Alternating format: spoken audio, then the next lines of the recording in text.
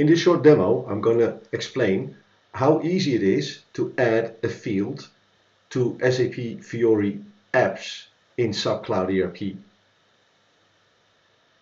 SAP Cloud ERP can be extended in different ways. One way is using the side-by-side extensibility options, leveraging BTP. In this example, I'm going to concentrate on the in-app extensibility, and then especially on how a key user with the proper authorizations can make changes to an app. The use case I have is the following. There's a customer who wants to use professional services. And in managing their projects, they need to maintain a confidentiality ranking. A ranking which can have several classifications, like a public known project, an internal project, or maybe top secret. This is a field which doesn't exist in SAP Cloud ERP in standard. So let's see how we can add this field to the system. Here I'm logged on as myself in a demo tenant.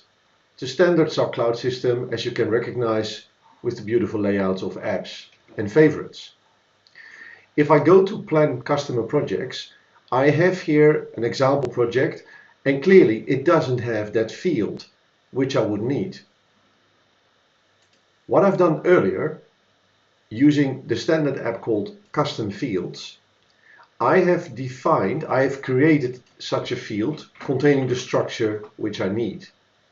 I call it here the bold risk indicator. Specifying this new field enables me to specify what are the different code values. So in this case, I've chosen to have a drop-down field which can contain one of 6 different values. And the values are in this case simple texts.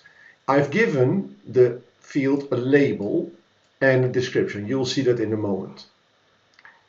While creating a new custom field, I can explicitly specify in which apps or in which data sources this new field should be enabled. As you can see here on the right, I have enabled the field in certain areas. So you can see the status is enabled, for example, to maintain customer projects. The same I can do on APIs. I can enable the use explicitly for APIs to read that new field as well. Now I've published this field earlier, so I don't need to do that again. So what I will do now is to go back to my planned customer projects, and I will now add this new field. To do that, I'm going to enter the Adapt UI modus. Of course, this is only given to certain users. Not all end users should have that.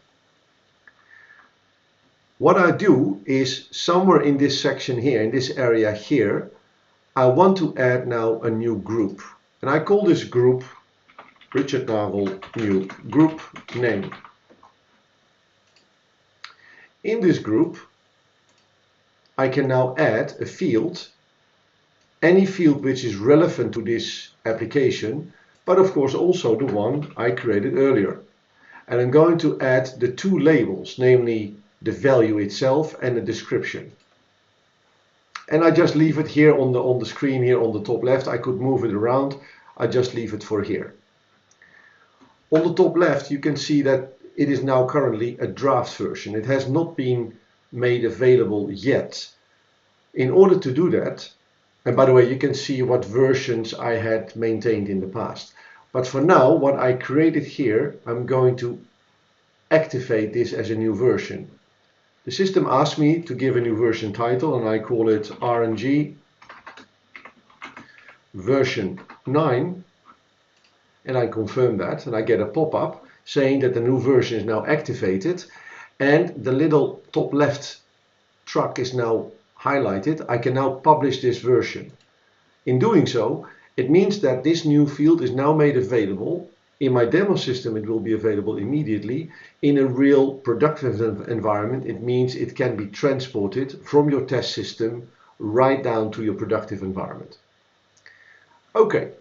I've done now the activation, so let's see how it looks like.